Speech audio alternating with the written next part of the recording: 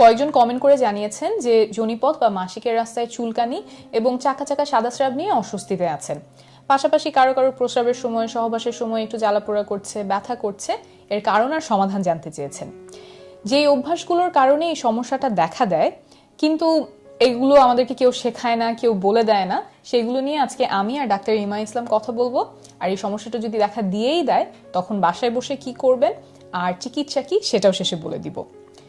তো এই যে যোনিপথে বা মাসিকের রাস্তায় চুলকানি, চাকা চাকা সাদা স্রাব, এটা সাধারণত হয় ফাঙ্গাল ইনফেকশনের কারণে। অনেকের ক্ষেত্রে এটা দেখা দেয় কারণ যোনিপথটা ভেজা থাকে। তো যোনিপথটা তো দিনে বিভিন্ন কারণেই ভেজাতে হয়, পরিষ্কার করতে হয়। পরিষ্কার করার পরে একটু খেয়াল করে সময় নিয়ে জায়গাটা শুকিয়ে নেবেন। আর পরিষ্কার করার ক্ষেত্রে অবশ্যই মাথায় রাখবেন যে মাসিকের রাস্তার ভেতরটা কিন্তু আপনার পরিষ্কার করতে হবে না, এটা নিজে থেকেই নিজেকে পরিষ্কার রাখে। শুধুমাত্র বাইরের জায়গাটা পরিষ্কার করবেন। পরিষ্কার নিয়ে ডক্টর ইমা ইসলাম, আপনি একটু আগে একটু বলছিলেন যে যে জিনিসগুলো দিয়ে অনেকে পরিষ্কার করে, যেটা আমাদের এই ফাঙ্গাল ইনফেকশনের সম্ভাবনা বাড়ায়। হ্যাঁ, ওই যেটা বলছিলাম সেটা হলো যে অনেকে দেখা যায় যে সাবান, শাওয়ার জেল এগুলো ইউজ করছেন। কেউ কেউ আবার এখন নতুন করে কিছু স্পেশাল মানে বিশেষভাবে বানানো ভ্যাজাইনাল ওয়াশ পাওয়া যায়, সেগুলো ব্যবহার করেন। আবার কেউ কেউ পারফিউমও ব্যবহার করেন। এগুলো সবগুলোই কিন্তু যোনিপথের যে পরিবেশটার কথা ডক্টর তাসনিম যারা বলছিলেন, সেই পরিবেশে একটু সমস্যা তৈরি করতে পারে। এর জন্য এইগুলো কিছু যদি ব্যবহার করতেই হয়, শুধু বাইরের অংশে ব্যবহার করবেন, যোনিপথের ভেতরে ব্যবহার করবেন না। আর এই যে এই জায়গাটাতে আমরা কোন কাপড়টা পরছি সেটাও খুব গুরুত্বপূর্ণ। অন্তর্বাস বা আন্ডারওয়্যার, ইভেন পায়জামাটাও সেটা সুতির কাপড়ের হলে ভালো হয়, যেটা যেই কাপড়টা এই জায়গাটার কাছাকাছি থাকবে, সংস্পর্শে থাকবে, সেটা সুতির কাপড় হলে ভালো হয় এবং ঢিলে ঢালা হলে ভালো হয়। কারণ খুব টাইট বা আটসাট জামা, অন্তর্বাস, আন্ডারওয়্যার যদি এই জায়গাটাতে থাকে, তখন সেটা এই ফাঙ্গাসের গ্রোথ অর্থাৎ ফাঙ্গাল ইনফেকশনের সম্ভাবনাটা বাড়িয়ে দেয়। তাই কোন কাপড়টা আমরা ওখানে পরছি এটা খুব খেয়াল রাখতে হবে। সুতির কাপড়, ঢিলে ঢালা কাপড় হলে খুব ভালো হয়। আরেকটা কথা, আমাদের দেশে অ্যান্টিবায়োটিক অনেক সহজলভ্য। দেখা যায় বিভিন্ন রোগটোগ হলে ফার্মাসিতে গিয়ে আমরা অ্যান্টিবায়োটিক কিনে খেয়ে ফেলি।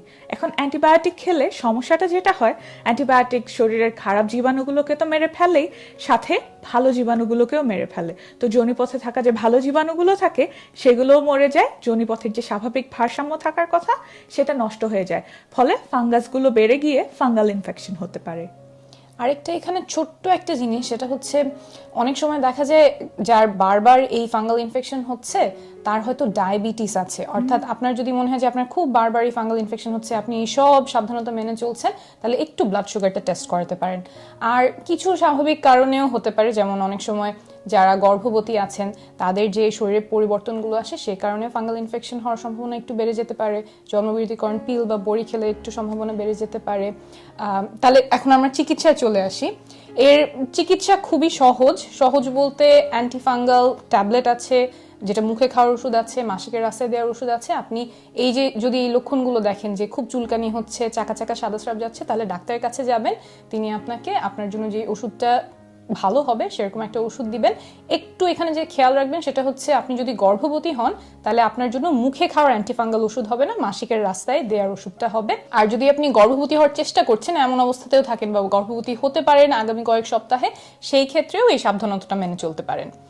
আর যদি ডাক্তারের কাছে যেতে মনে হয় একটু দেরি হচ্ছে কিন্তু চুলকানিতে খুব অস্বস্তি লাগছে, তখন বাসায় বসেই যে কাজটা করতে পারেন, ডক্টর ইমা যদি একটু বলেন।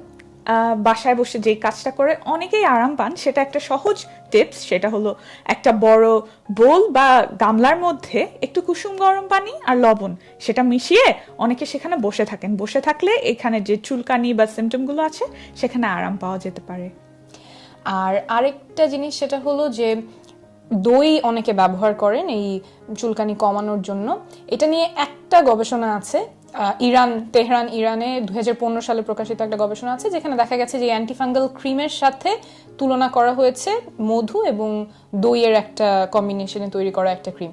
সেখানে দেখা গেছে কিছু লক্ষণ কমাতে দই এবং মধুর যে ক্রিমটা সেটা ভালো কাজ করেছে, কিন্তু যেই ফাঙ্গাসের কারণে ইনফেকশনটা হচ্ছে সেইটা দূর করতে অ্যান্টিফাঙ্গাল ক্রিমটাই বেশি কার্যকরী ছিল। তো আমার যদি ফাঙ্গাল ইনফেকশন হয় তাহলে আমি আসলে দই বা টক দই, মধু এগুলো ব্যবহার করবো না, আমি অ্যান্টিফাঙ্গাল ক্রিমের দিকেই যাব। তো এইটাও আপনারা মাথায় রাখতে পারেন। আচ্ছা, শেষে একটু বলে রাখি, এই যে চাকা চাকা সাদা স্রাব, চুলকানি, এগুলো হলে তো আপনি ডাক্তারের কাছে যাবেনই এবং উনি দেখবেন যে ফাঙ্গাল ইনফেকশন কিনা, তারপর ওষুধ দিবেন। এইগুলো ছাড়া যদি আপনার দেখেন যে প্রস্রাবের রাস্তায় জ্বালাপোড়া হচ্ছে বা সহবাসের সময় জ্বালাপোড়া ব্যথা হচ্ছে কিন্তু চুলকানি নাই, চাকা চাকা সাদা স্রাব নাই, তাহলেও আপনি অবশ্যই ডাক্তারের কাছে যাবেন, কারণ এগুলো অন্য কোনো কারণে হতে পারে, প্রস্রাবের রাস্তায় ইনফেকশনের কারণে হতে পারে এবং এটার চিকিৎসা খুব গুরুত্বপূর্ণ। একটা বিশেষ তথ্য, আমরা প্রেগন্যান্সি নিয়ে একটা অ্যাপ তৈরি করছি যেখানে গর্ভকালীন সময় নিয়ে নানান গুরুত্বপূর্ণ তথ্য, পরামর্শ, টিপস, আর্টিকেলস, ভিডিওস, কোর্সেস থাকবে। তাই আপনি যদি গর্ভধারণ করে থাকেন বা গর্ভধারণ করার পরিকল্পনা করে থাকেন তাহলে নিচে একটা ফর্ম থাকবে যেখানে আপনার ইমেল অ্যাড্রেস বা ফোন নাম্বার দিয়ে রাখতে পারেন। আমাদের অ্যাপটা তৈরি হয়ে গেলেই আমরা আপনাকে ডাউনলোড লিঙ্কটা পাঠিয়ে দিব।